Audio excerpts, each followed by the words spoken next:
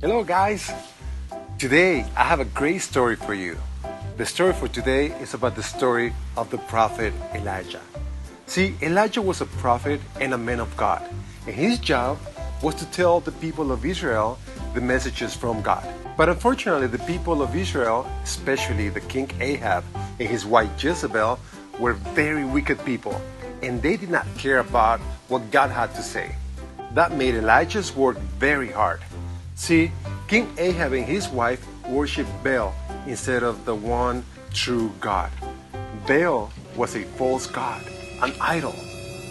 Kids, an idol is something that gets our attention away from God. It could be money, phones, presents, people. All of those things can be idols. And when Ahab and his wife worshiped Baal, they also made the people of God turn their backs on the true God. But God wants all of our worship and love, and He totally deserves it. So God sent Elijah to tell Ahab and Jezebel that it was not going to rain for a while. That meant that no crops were going to grow. When the king heard about this message from Elijah, he got so angry that he wanted to kill Elijah. God told Elijah to go hide in the wilderness. And just like he said, there was no rain for 3 long years. Kids, how many years? 3 years. During the 3 years, Ahab and Jezebel kept worshiping Baal and asked him for rain. Of course, Baal did not listen, as he is not the real God. Elijah kept on telling people about the true God. Some believed, but a lot of them kept on worshiping Baal.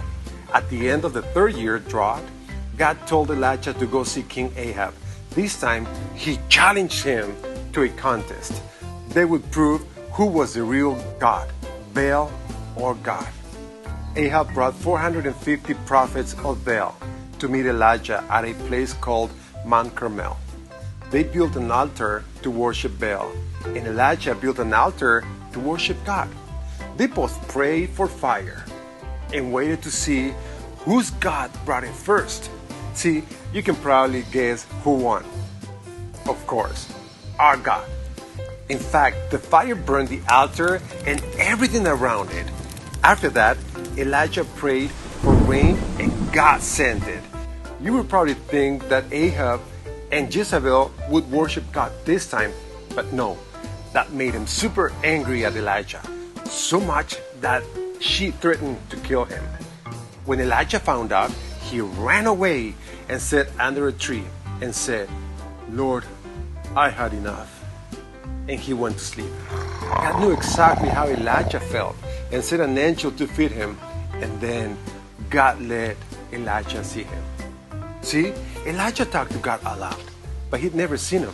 While Elijah was waiting for God, he saw a windstorm, but God was not in the windstorm.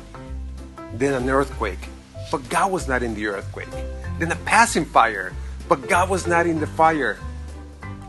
Then he heard a gentle whisper, and there was God. Elijah spent his life obeying God, even though the people wanted to kill him for it. But guess what? Ahab and Jezebel could never kill him. Actually, Elijah never died, not even at old age. Instead, God sent a chariot of fire.